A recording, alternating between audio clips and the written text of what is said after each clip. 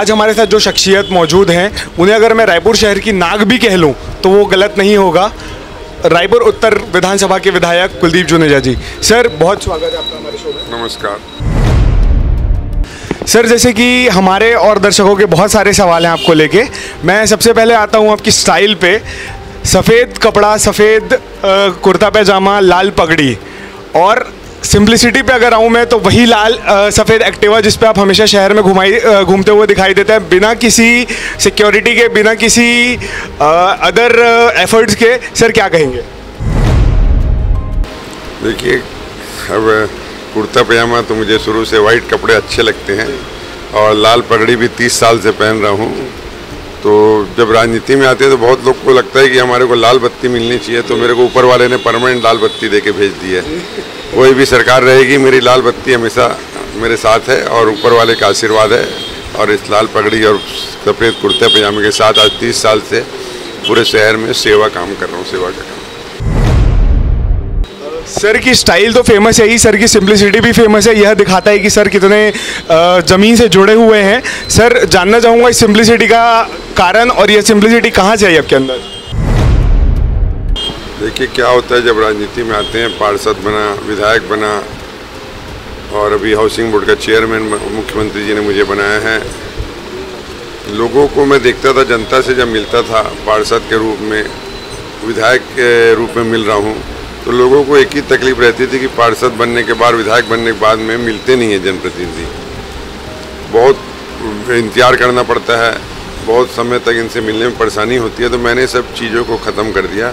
मैं खुला रोड में बैठता हूँ रोज़ का 2 घंटा। जिसको मिलना है सीधा आके मुझसे मिले, सीधा मुझसे आके बात करे, जो भी काम है मुझसे सीधा आके बताए। इसको मैंने इस परंपरा को ख़त्म किया कि जो नेता लोग को सिर्फ इसीलिए गाली पड़ती है कि हम लोग मिलते नहीं है, जीतने के बाद दिखते नहीं है, इसीलिए तो इसको मैंने इसको ख़त्म किया।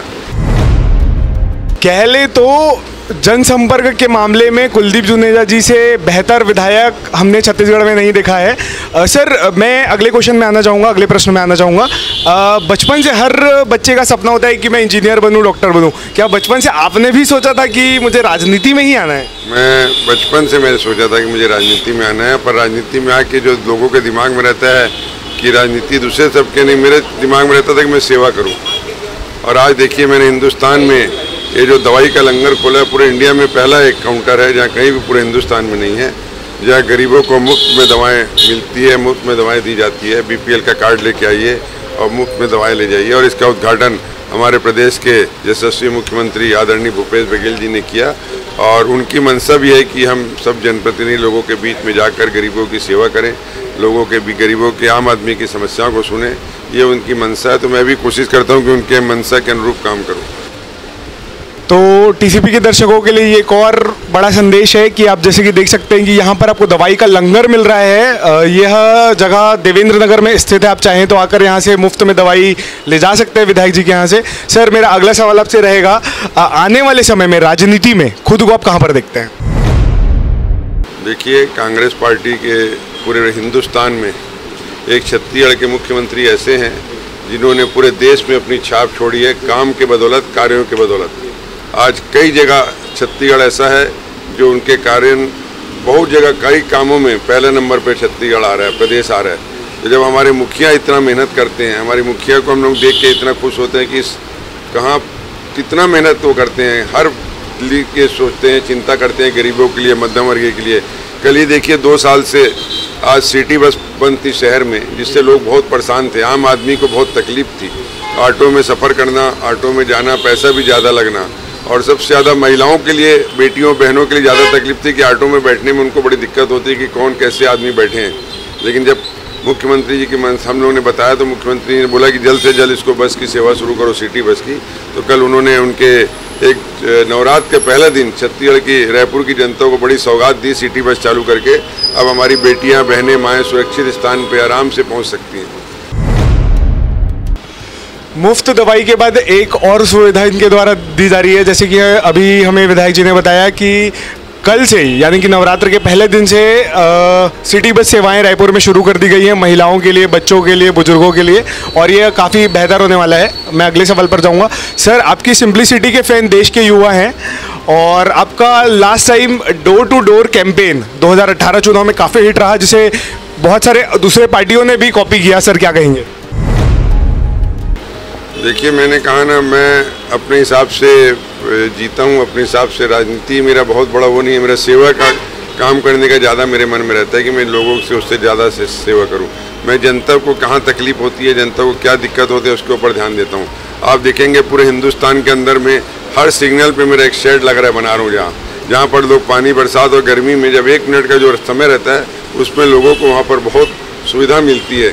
तो मैंने हिंदुस्तान में किसी विधानसभा में वहाँ पर ऐसे शेड नहीं देखे होंगे जो मेरे विधानसभा में बन रहे हैं। तो मैं जनता के लिए कोशिश करता हूँ कि जनता को कहाँ परेशानी है, कहाँ तकलीफ है। आज मेरे विधानसभा में बहुत सारी जगह में डामरीकरण हो चुका है और बचा हुआ डामरीकरण आगे भी इस साल के अंदर में बहुत सारी जगह डामरीकरण भी करा दूंगा। तो और मेरे ख्याल से कोई वार्ड ऐसा नहीं होगा जहाँ मैंने सामुदायिक भवन और सबसे ज़्यादा उत्कल समाज के हर वार्डों में 2-2, 3-3 सामुदायिक करीब करीब बनवा दिए हैं। और आगे जो भी समाज के लिए भी जो आते हैं लोग, तो उनके लिए भी सामुदायिक बना रहा हूँ। और विकास की जहाँ तक बात है तो मुख्यमंत्री जी पूरे प्रदेश में विकास हो रहा है। किसान आज पूरे हिंदुस्तान में, जो प्रदेश में हमारे किसान खुश हैं, पूरे हिंदुस्तान में ऐसा लाभ किसानों को जो यहाँ मिलता है कहीं नहीं मिलता। कह ले तो राजनीति के साथ साथ सामाजिक कार्यों में भी हमारे विधायक जी अव्वल है। मैं अपने दर्शकों को बताना चाहूँगा कि कभी आपका उत्तर विधानसभा की तरफ आना या रुख हुआ तो कभी आप देखिएगा कि यहाँ के सिग्नल्स में भी आपको शेड्स देखने को मिलेंगे जो कि धूप और पानी से बचाव के लिए इन्होंने लगाए हैं। सर मेरा अगला सवाल आपसे रहेगा, बात जब मुख्यमंत्री की हो ही रही है तो हम जैसे कि देख रहे हैं कि छत्तीसगढ़ी परंपराओं को और छत्तीसगढ़ी कल्चर को बहुत बढ़ावा दिया जा रहा है मुख्यमंत्री की तरफ से। सर आपका क्या योगदान है? देखिए, छत्तीसगढ़ में जब से भूपेश बघेल जी मुख्यमंत्री बने हैं तो लोकल संस्कृति को उन्होंने जगाया है, ऊपर उठाया है। आज जो गिल्ली डंडा हो, चाहे भौरा चला रहे हो, चाहे बोरेबासी हो, और ऐसे कई सारे जो पोला हो, बैल और क्या, जितने लोकल छत्तीसगढ़ी कार्यक्रम, जितने त्यौहार रहते हैं, उनको बहुत जोर शोर से लोग यहाँ पर मनाते हैं। और लोगों को खुशी होती है कि हमारे प्रदेश के मुखिया, ऐसा लगता है कि हमारे लोकल है, हमारे बीच के हमारे भाई हैं। ये उन्होंने सबके बीच में संदेश दिया है। और जिस प्रदेश में हम रहते हैं तो उस प्रदेश की लोकल संस्कृति को सबको अपनाना चाहिए और करना चाहिए। सर मेरा अगला सवाल आपसे रहेगा, राजनीति से परे आप खुद को एज अ व्यक्तित्व किस मुकाम पर दिखते हैं? मतलब आप अपने दिन के दिनचर्या को अलग कर दीजिए और मैं सिर्फ एज अ व्यक्तित्व कुलदीप जुनेजा जी क्या हैं और खुद को कहाँ पर दिखते हैं? देखिए, मैं एक आम आदमी हूँ और एक आम आदमी की तरह रहता हूँ। मुझे कोई वो नहीं है कि मैं विधायक हूँ, ये हूँ, पार्षद रहा हूँ, विधायक हूँ, मुझे कभी ऐसा लगा नहीं। एक आम आदमी की तरह स्कूटर में चलता हूँ। मेरे स्कूटर में सील और लेटर पैड भी रहता है। कोई व्यक्ति मुझे कहीं हाथ देता है, कहीं बुलाता है, कहीं मैं रुक जाता हूँ, बात करता हूँ, तो मुझे कहीं लगता ही नहीं मेरे को कि मैं कोई नेता हूँ या बड़ा पद में हूँ। ऐसा मुझे कभी आज तक लगा नहीं। और ईश्वर से प्रार्थना करता हूँ कि ये जो मेरे बना हुआ है ये ऐसी आगे भी बना रहे। जैसे कि हम सभी जानते हैं कि जुनेजा जी का इतिहास भी रहा है, बलबीर सिंह जुनेजा जी, सर उनसे भी आपको कुछ प्रेरणा मिली थी राजनीति में आने के लिए? देखिए, वो बड़े मेरे ब्रदर थे, रायपुर शहर के मेयर रहे और उन्होंने जो गरीबों की सेवा की और कुष्ठ रोगियों की, मदर टेरेसा जी ने उनको प्रशंसा पत्र लिखा था। उनकी सेवा से खुश होकर पहला व्यक्ति है जिनको छत्तीसगढ़ में मदर टेरेसा जी ने प्रशंसा पत्र लिखा था उनके कार्यों को लेकर।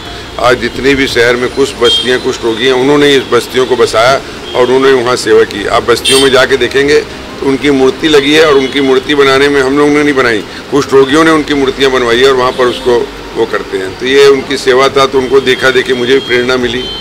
और आज हमारे परिवार पूरा, अगर किसी का भी जन्मदिन रहता है वो भी वहीं बनाते थे और हम भी आज सब हमारा परिवार कुछ रोगियों के साथ जन्मदिन मनाते हैं, उनके बीच में केक काटते हैं, उनको खाना खिलाते हैं। ये प्रेरणा सब हमको हमारे बड़े भ्राता बलबीर जुनेजा जी से मिली है। बात जब परिवार की आ गई है तो सर मैं आपके व्यक्तिगत जीवन में एंटर करूंगा। मैं आपसे जानना चाहूँगा सर कि इतने व्यस्त दिनचर्या के बीच आप घर को, परिवार को कैसे समय दे पाते हैं? देखिए, मेरी पत्नी है जो वो मुझे मेरे से ज़्यादा मेहनत करती है और मुझे बहुत साथ देती है। कई कार्यक्रमों में मैं नहीं भी पहुंच पाता हूं तो वो पहुंच जाती है। और रात को अगर शादी ब्याह पार्टी में मेरे साथ जाती है। मेरे 2 बेटे हैं, दोनों की शादी हो चुकी है। पूरा परिवार हमारा एक साथ, भाई हैं, एक साथ भाभियाँ हैं, बहुएँ हैं। हम एक ही बाउंड्री के अंदर में 35 लोग रहते हैं। तो हमारे को पूरा परिवार का साथ मिलता है। पूरे परिवार के लोग हम सब एक साथ मिल के वो काम करते हैं। एक साथ मिलकर कहीं भी खुशियाँ मनाना हो, कोई भी बात हो, तो हम पूरा परिवार एक साथ 35 लोग एक बाउंड्री के अंदर में रहते हैं। तो हम लोगों को कभी लगता ही नहीं किसी चीज़ का। आज कोरोना काल में जब हुआ तो सब जन घर में भी रहते थे और मैं पूरा दिन बाहर घूमता था, लोगों की सेवा करता था, दवाइयाँ देना हो और अनाज पहुँचाना हो तो मैं सब जगह पहुँचा। मेरे घर में उस टाइम बहुत चिल्लाते भी थे, लेकिन मैं ईश्वर की कृपा रही, मैं अपनी तरफ से जितना कर सकता सेवा लोगों की करता रहूँ।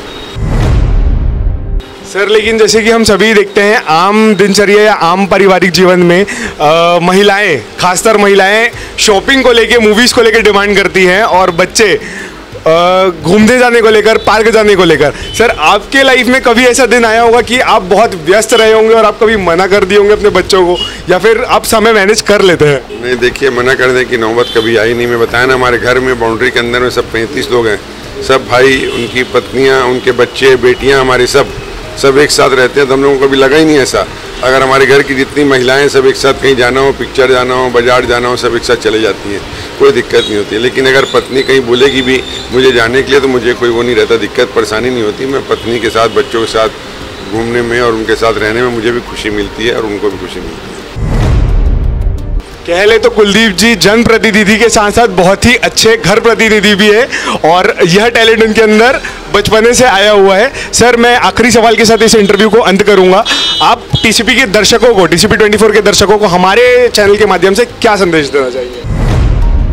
टीसीपी के सभी दर्शकों को मेरा नमस्कार। टीसीपी एक अच्छा चैनल है, निष्पक्ष समाचार सब लोगों के बीच में पहुंचाने का काम और अच्छे समाचार दिखाने का काम टीसीपी जो चैनल करता है, इसके लिए मैं टीसीपी चैनल को बहुत बहुत बधाई, शुभकामनाएं देता हूँ। सर बहुत बहुत धन्यवाद आपका, और आने वाले समय में जिस भी प्रोजेक्ट्स पे आप काम कर रहे हैं उसके लिए टीसीपी की तरफ से आपको हमारी बहुत बहुत शुभकामनाएं।